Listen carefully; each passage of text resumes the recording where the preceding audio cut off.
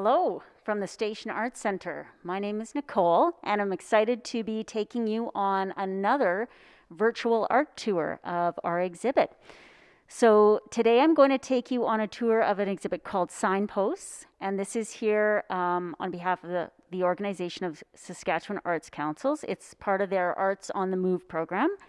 But before we get into the tour, I just wanted to take a moment to first acknowledge that we're on Treaty 6 territory, the land of the Cree peoples and the traditional homeland of the Métis. I also wanted to thank our sponsors that make these kind of programs possible for us. So that's the Town of Rostern, Affinity Credit Union, Funk's Funeral Home in Rostern, Sask Arts, Sask Culture, Sask Lotteries, the Department of Canadian Heritage, and the Organization of Saskatchewan Arts Councils.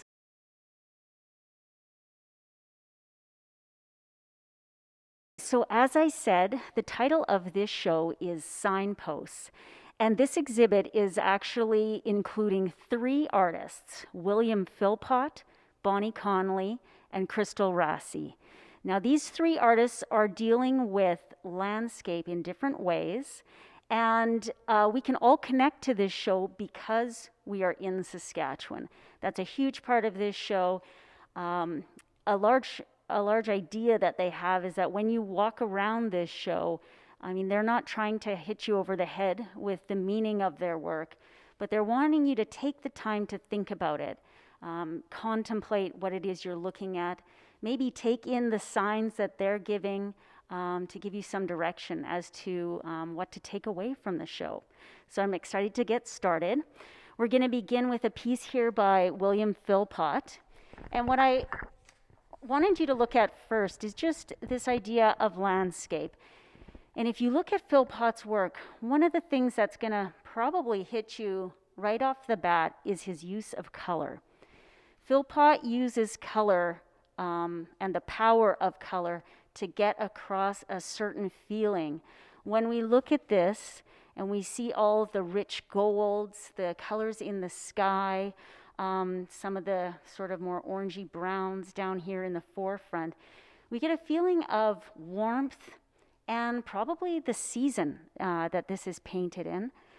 Another very obvious thing is you see all of these rolling hills. Now, Philpott is from, I believe, southwest Saskatchewan, and so he's painting right where he's from, and we get that from these shapes that are reflected in the clouds and the hills.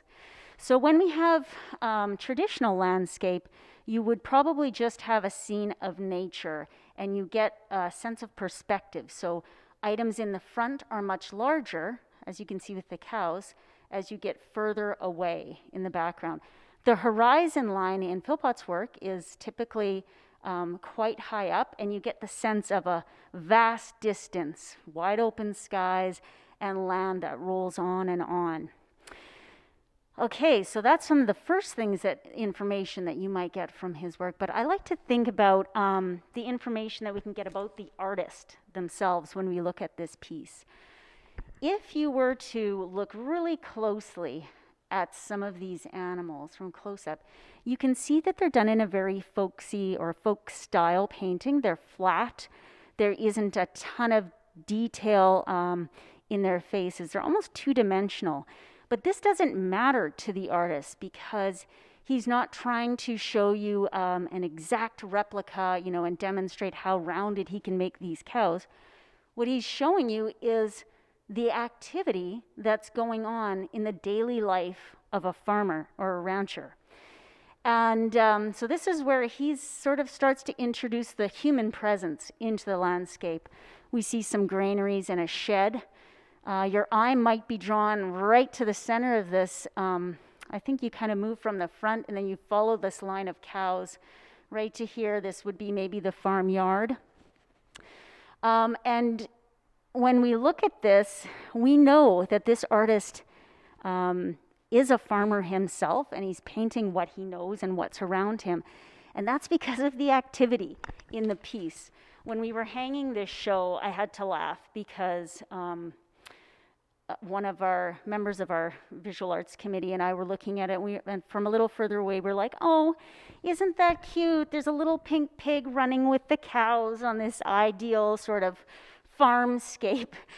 And then as we came closer, we're like, I don't know if that's a pig. And then I looked over at the panel here, and the title is called Unplanned Pregnancy in the Purebred Herd.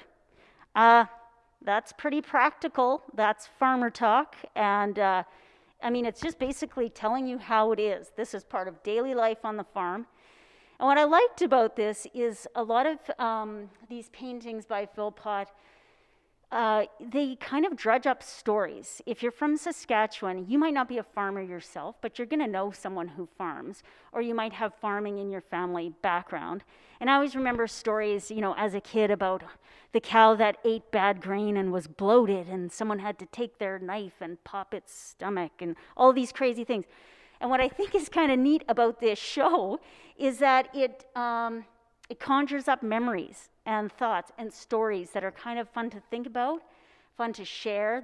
There may be emotional stories. Some of them are good, some of them are bad, but I think that is a huge part of what this show does, is it gets us to think about things in our past and our connections to the Saskatchewan landscape and to prairie lifestyles. So if you come visit the gallery and you take a look at all of these beautiful, colorful paintings by Phillips, I think you'll agree that you can connect to the work because you are from Saskatchewan. And he's got a lot of beautiful, warm pieces to look at that are hanging in our gallery.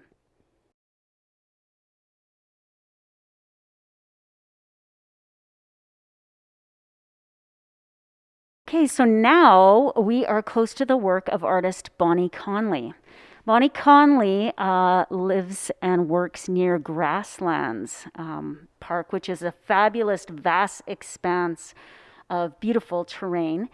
And she spends a lot of her time, at least for this show, walking in that park on the trails, taking the time to just be quiet and think about her surroundings. And I think she sort of refers to just stilling her mind. So on these walks, they're very meditative for her. They're quiet.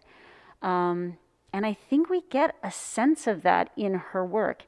Now, like William Phillips, Bonnie Conley deals with landscape, and she is also in southern Saskatchewan, but she deals with this subject matter in a very different way. These are tiny little pieces, and when you look up close at the lines in her, how she would have drawn the grass in the forefront, you get the feeling that these pen strokes are made quickly, that she's not too worried about, while she has detail, she's not worried about smoothing things out. They're sort of quick sketches, and they create sort of snapshots of where she's walking in the moment. They're almost field notes, if you will. If you think, if you're going on a hike, you don't want to take a big box, a giant canvas, and all your paints with you. These are little pieces of paper that she's able to sketch on while she's walking. She's completely surrounded by the landscape that she's drawing. And then I think she would apply water to the ink on these sketches later. It's done on watercolor paper. And so by doing that, she's blending the ink and she's creating a monochromatic piece, meaning that there's just sort of variations of one color of ink in these pieces. So you can sort of see that by looking really closely. And these pieces demand that you walk up close and think about each one of them. They're quite precious and beautiful in how she's rendered them. But done very quickly, a very different style than Phillips. And I think when we look at Bonnie Conley's work, we get a real good sense of the artist and what's important to her and how she values her surrounding and thinking about sort of the land on which she stands and appreciating each moment in time.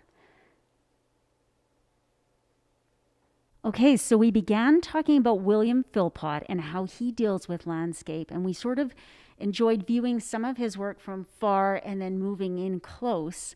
Then we came over here to Bonnie Connolly's work, and we wanted to, when we're far away, we can't quite see exactly what she's got going on, so we like to come and have a close, intimate look at how she deals with landscape and what it tells us about her. Now, those two artists are dealing with realism in their art. They're painting or drawing what is actually around them. They're doing the landscapes that actually exist, and we can see that. Our next artist, Crystal Rassi, is going to be dealing with a surreal landscape. So it goes beyond realism into the mind.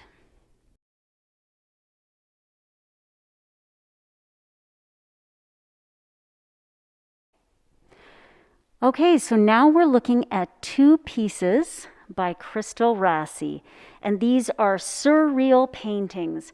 And when you think of surrealism, you might be reminded of artists such as Salvador Dali. It gets into the weird stuff. The style of surrealist paintings can really vary. They don't have to be in this sort of carefully rendered style. They can almost be abstract, but they often remind us of dreams or things that might be going on in our subconscious.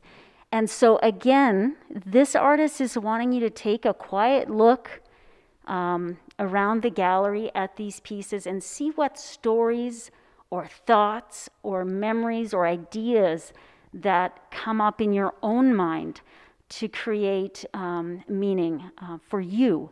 And you, again, will have a connection to these pieces because it deals with the rural Saskatchewan landscape and things that are familiar to us as a collective. But she uses juxtaposition to really give these pieces power. And what that means is basically combining very opposite items, putting them together to create almost like a new meaning or something. It's almost like it's a profound meaning once we put these very different things together.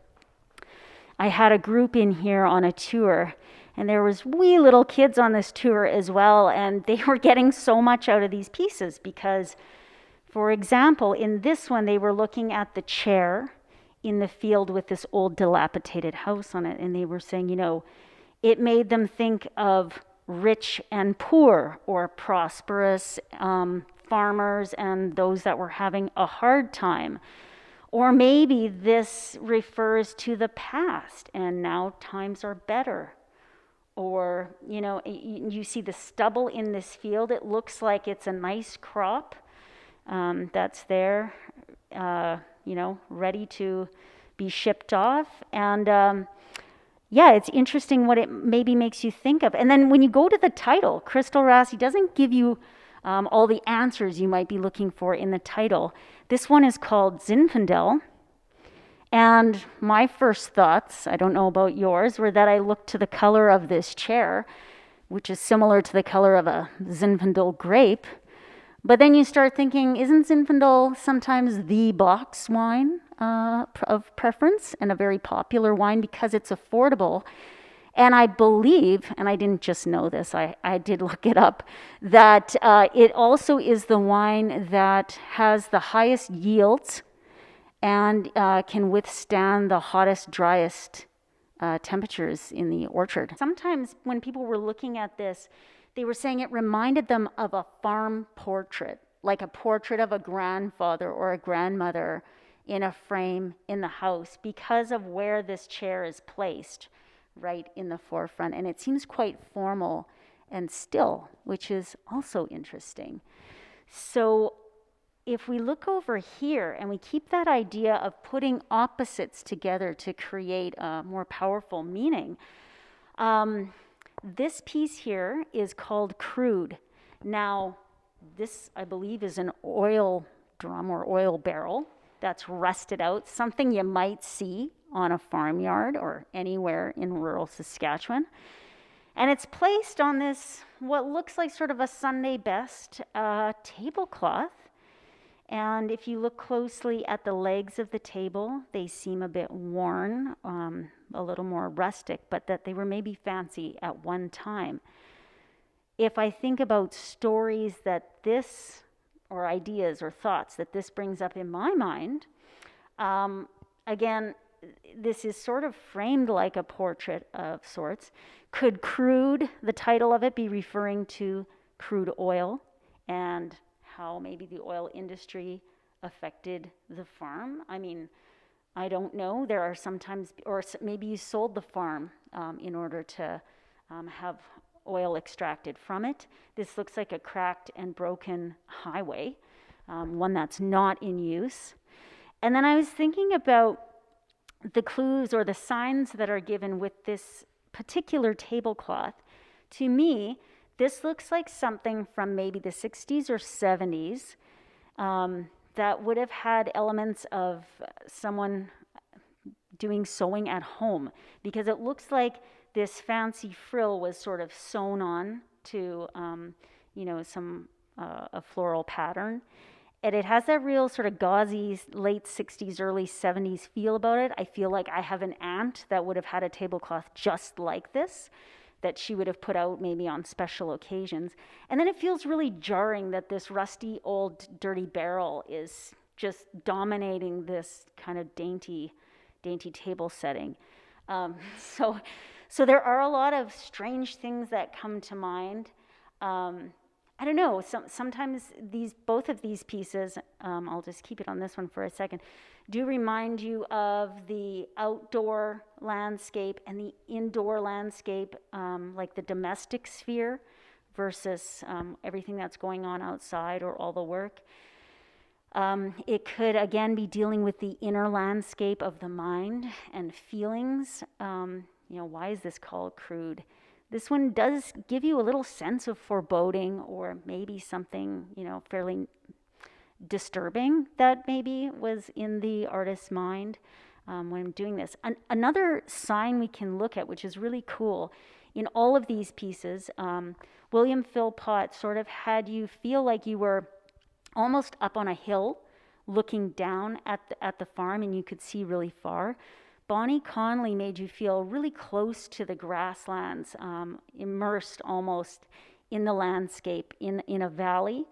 And this one, because of where the horizon line is, and I'm almost looking up at this, it's like, is this from the point of view of a child?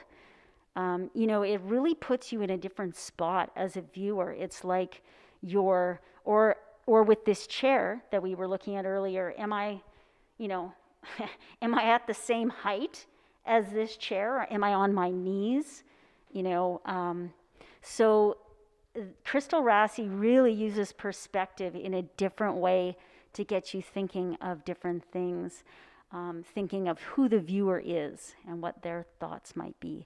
And it really got our tour group talking a lot about just stories they remember from their grandparents' farm, or things that they think of on their own farms or on a friend's farm.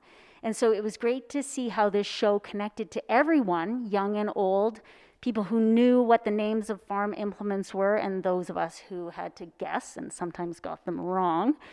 And so it was really cool to have those discussions. So I would encourage any of you that are home watching this today to give me an email at programmingdirector@stationarts.com and let me know that you'd like to have a personal tour. I love doing it. And you can think about, what sort of stories this show conjures up in your mind. And if you have a group of friends, you could always book a tour for your own group as well. I'd love to do that at any time. This show is up until the end of May. So we have a little bit of time yet, and you can come see it in the gallery. Here at the station, we love to do virtual art tours like this, or virtual art lessons, or concerts from the couch. And if you enjoy participating or viewing any of these, we'd encourage you to pay what you can to keep these programs going.